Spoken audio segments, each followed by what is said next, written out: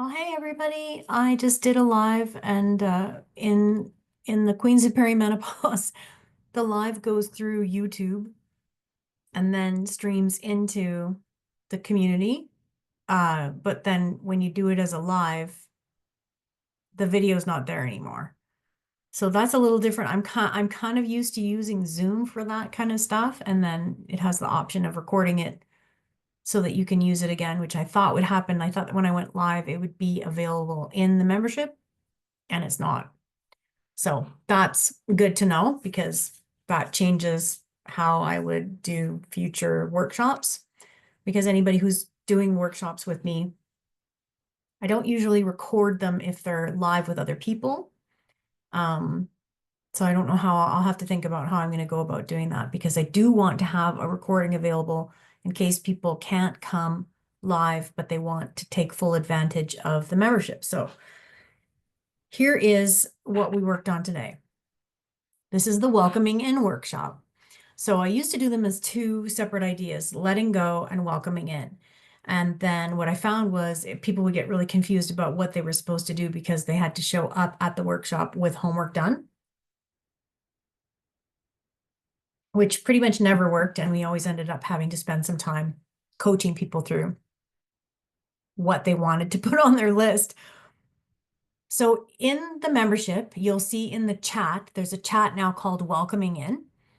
And I've listed a bunch of the most frequent common issues that we have in perimenopause.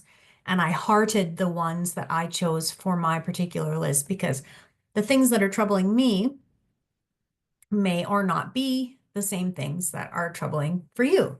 Like not everybody has sexual issues or, difficulty communicating, but a lot of us do. So those things are in there. And then the ones that I wrote on, I put a little heart beside. So those are the ones that I chose. And then we talked through how to design that into a welcoming in list. You start with the things you want to let go of. So what I'm going to do now for my homework is go in and to Canva.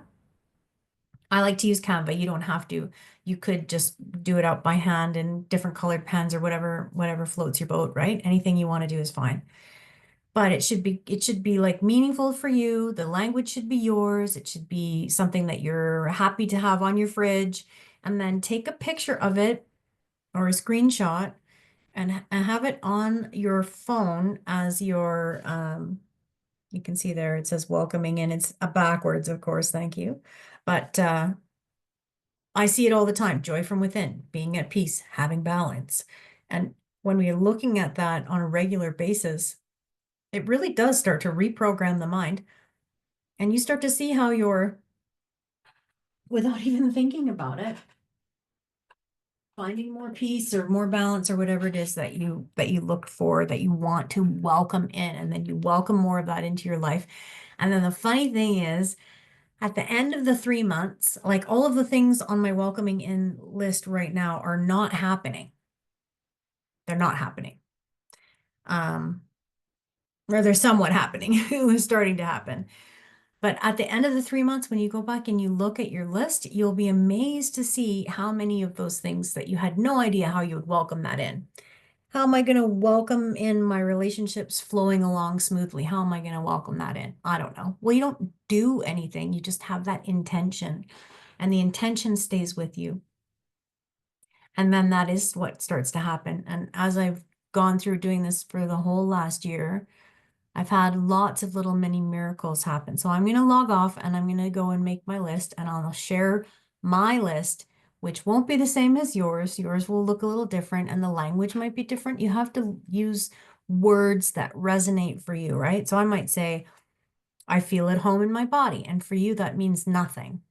So you wouldn't use that language. You'd use some other kind of language to describe that, if that was something that you wanted to welcome in.